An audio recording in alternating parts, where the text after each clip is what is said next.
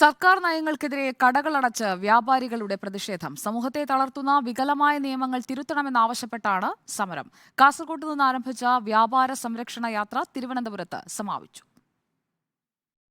വ്യാപാരികളെ പ്രതിസന്ധിയിലാക്കുന്ന സർക്കാർ നയങ്ങൾ തിരുത്തണമെന്നാവശ്യപ്പെട്ടായിരുന്നു വ്യാപാരി വ്യവസായി ഏകോപന സമിതിയുടെ സംസ്ഥാന വ്യാപക കടയടപ്പ് സമരം. സംസ്ഥാനത്തെ ഭൂരിഭാഗം കടകളും ഹോട്ടലുകളും അടഞ്ഞുകിടന്നു.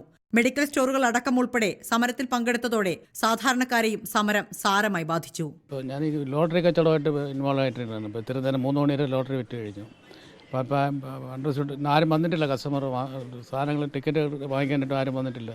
Totally business is very bad today. അതേസമയം വ്യാപാരി വ്യവസായി സമിതി സമരത്തോട് സഹകരിച്ചില്ല.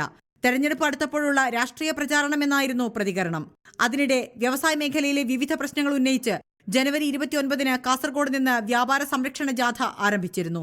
സമിതി സംസ്ഥാന പ്രസിഡന്റ് രാജു അപ്സരയുടെ നേതൃത്വത്തിൽ എല്ലാ ജില്ലകളിലൂടെയും സഞ്ചരിച്ച ജാഥ തിരുവനന്തപുരത്ത് സമാപിച്ചു. റിപ്പോർട്ടർ, തിരുവനന്തപുരം.